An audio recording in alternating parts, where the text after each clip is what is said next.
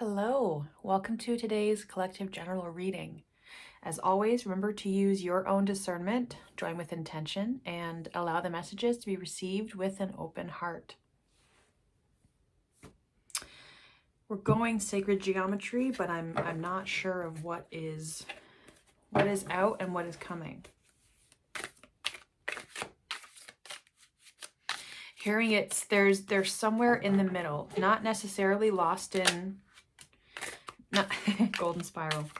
Not necessarily lost in translation, lost in transition, lost in transit, but it's on the way and it's between pings.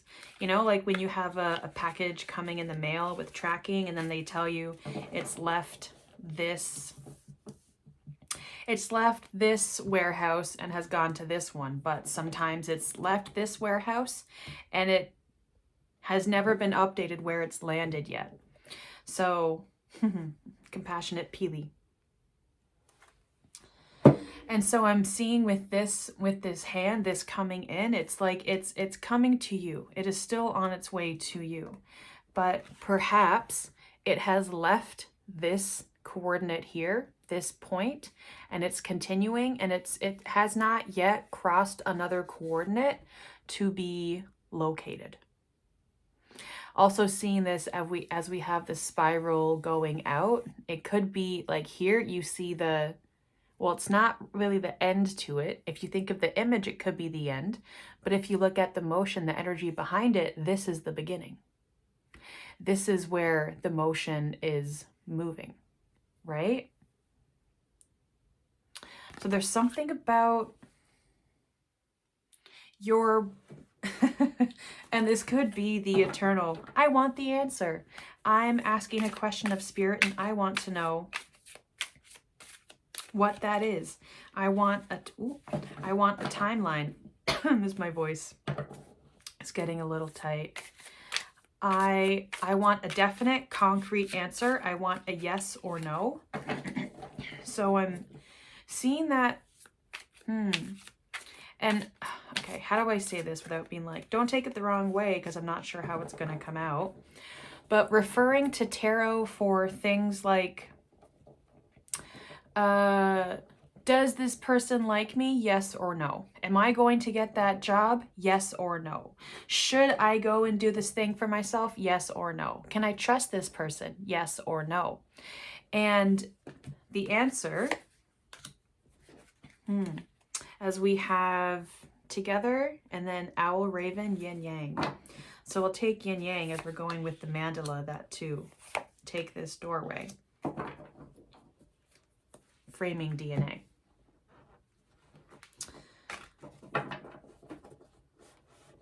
There's something about, one, the answer's already inside of you. I look at this is on top of the huge stack here, right? And as that Sri Yantra, which I don't know about. But the DNA is on top of the rest of this deck, right? So not seeing this as a deck, seeing this as an embodiment of knowledge. And so what you need to know, which in this case would be your own intuition, is already inside you. This was in the previous reading, but I'm hearing that it's a different conversation. And so with the mandala, I'm seeing, yes, it's about intentional creation. It's about you having to put meaning together. We have this 2 echoed here with the raven, and also 2 + 5 being 7. These shapes, these coming out, again, looking at the motion of these.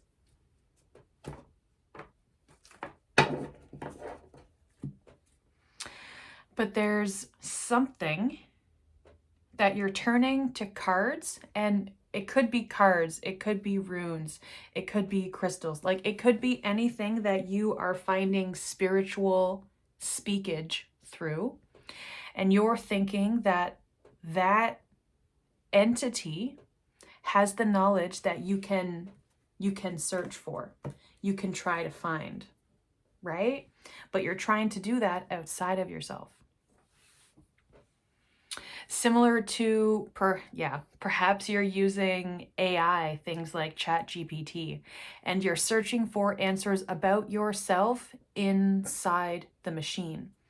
And while AI, which I'm not an expert on, so take this all with a grain of salt, I'm a stranger on the internet with my own opinions, there's a way that you can engage with AI for it to be a mirror back to you, right?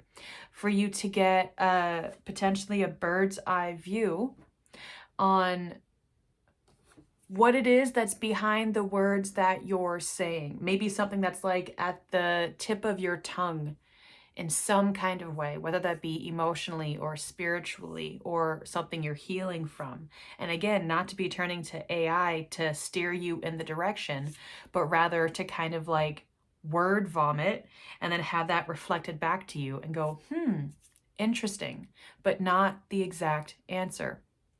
Similar to how you can be asking a question to tarot, and it's not necessarily that it's a fortune-telling device, but I've said this before, it's like being at a restaurant and you can't choose between two items on the menu. So you tell the person that you're with, please pick for me one or the other. They're going to pick something and you will know right away if you're like, yep, that sounds good. Or if you say, I actually would rather the other thing, right? I view tarot in many ways, but when I first started working with tarot, my main view of it is that it's an optional mirror, but it's not like the path forward necessarily. It's for you to look at. And so you're giving away your power because you're not choosing to look inward at your own intuition that already exists inside your bones. And I know that the Starseed deck is going to come out. Let's do that now, actually.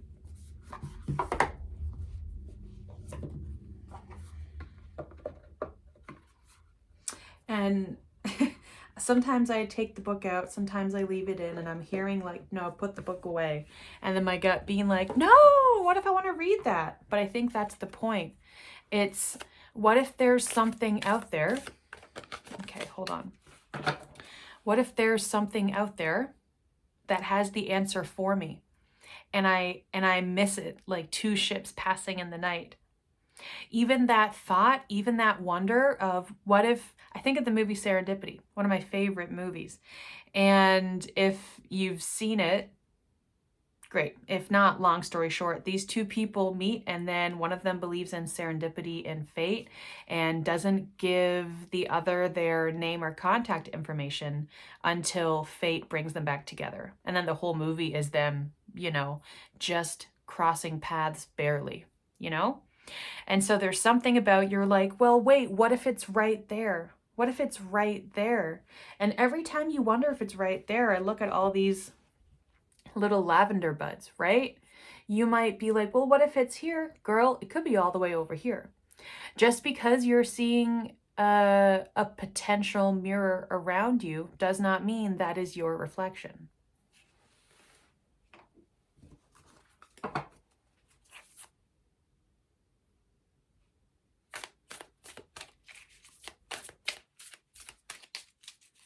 So I'm hearing that this is the message that is in transit, or this is relating to the message in transit. A New Earth came out last time, and then we have The Void. Stop, embrace winter, great cosmic womb. So A New Earth, keep that up, instill that hope. And I'm seeing this, I don't know which direction I would say this spiral is going. I know that you spiral out, but there's something about also coming back in, right? And this was in the previous reading, that whatever it is that you're trying to create, it's already inside of you. It's not for you to be looking outside, trying to find it elsewhere. And so the message that is in transit is that you're not supposed to know. That is the mystery, right? The universe doesn't tell us what our stories are because we are the ones that write our story. I'm thinking of that show, The Magicians, and there's Penny, and he gets, spoiler, he gets stuck in the Eternal Library forever.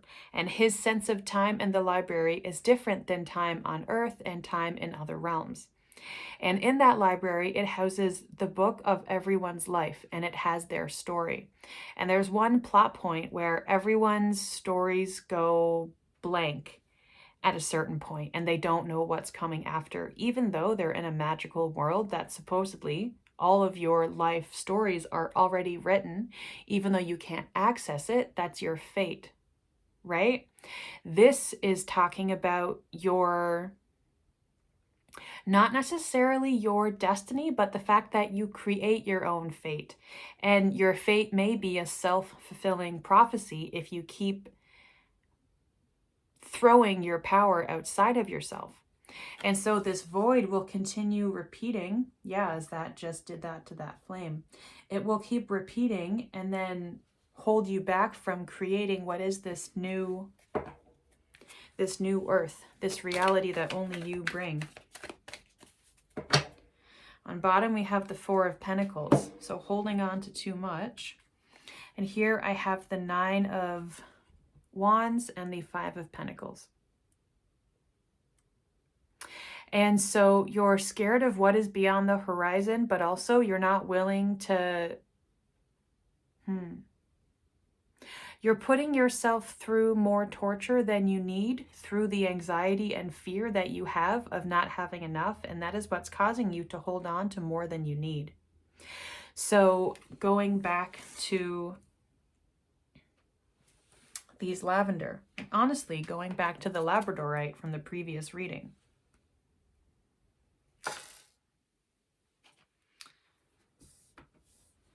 It may be that this is all inside of you. Perhaps it is this little crumb dust from the twig of it. There is these two buds.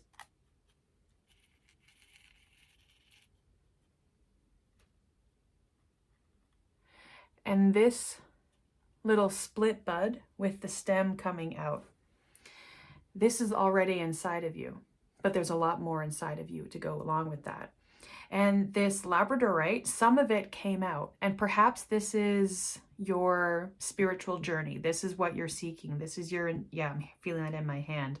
So you're early on in your spiritual journey, perhaps, or this pursuit, whatever it is you're trying to create, that spirit is saying it's not for you to know yet. And you're just seeing beyond the horizon of what is there. You may be sitting here and being like, well, what I need is within that bottle. Okay. Well, you can't access that bottle yet. You're not prepared to deal with what will all spill out of it. It's going to run on top of the mandala, what you've already been intentionally creating.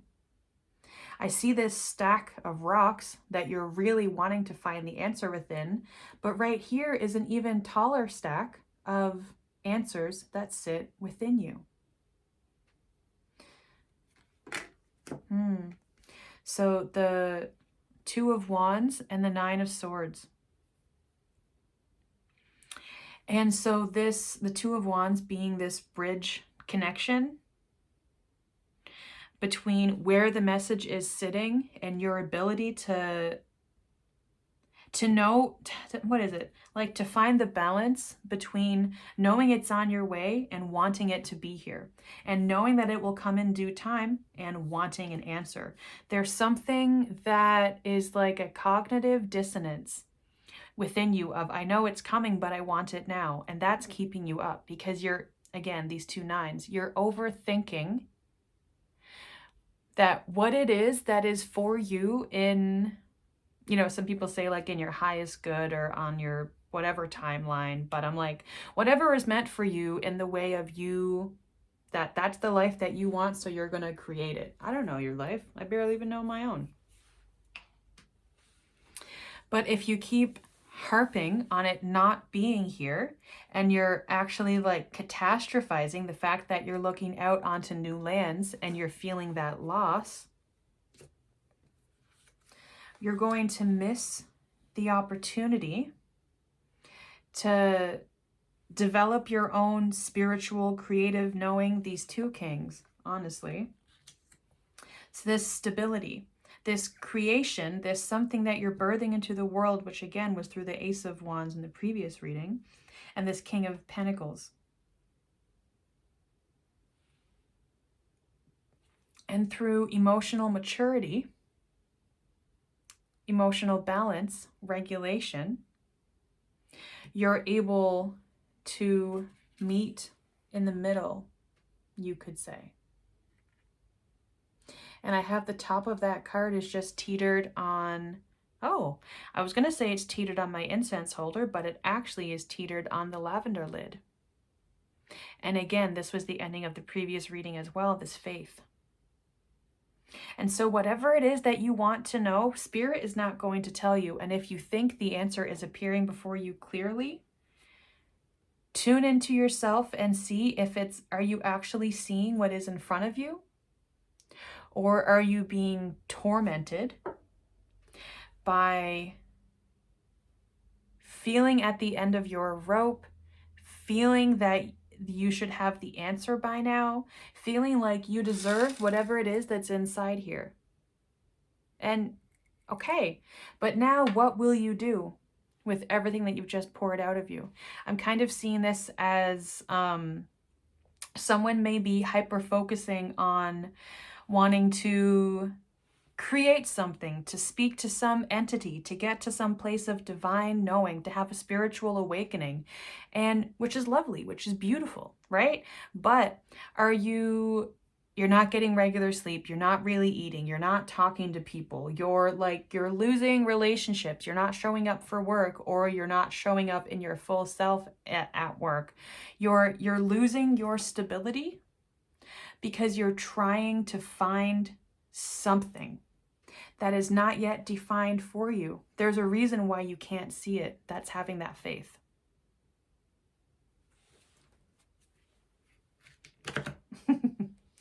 And so Vesica Pisces, we have 8 and then 4 out beyond Orion, also seeing this mirroring here and here, and these being simpler circles.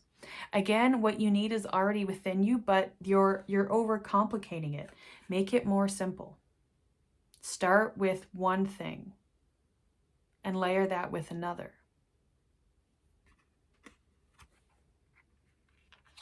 Because when you do that, you will actually have 2 coordinates. It's not going to be an endless, I don't know where to start, I don't know where to begin, I don't know where these things are, maybe it's beyond this, maybe it's not, I don't know. There's so much that you don't know. If you start small and simply, and you have these overlapping circles, you're going to have these 2 points where the lines meet. That is something tangible within your reality of current, that you are able to tap into, that is available for you. I remember soul plan, the fated life versus the destiny life. What was I saying? What was I saying? Fate versus destiny. And is this a self-fulfilling prophecy, or are you looking within to actually find where it is that you are? Are you coordinating your own place onto the map, or are you waiting for Google Earth to tell you where you are? Yeah. Believe that's the message. So if this resonated with you, if anything that I said is of interest in any way, you're welcome to like this video. You can comment down below. You can subscribe and find videos from me more often. Also in the description linked below is a connection to the 444 collective that I have on Substack. So that's where we get to dive a bit deeper and have some messages that are not meant for public air, but rather it's coming in, it's reining it in, and sharing the message within the collective. I still don't have a new exit. Goodbye.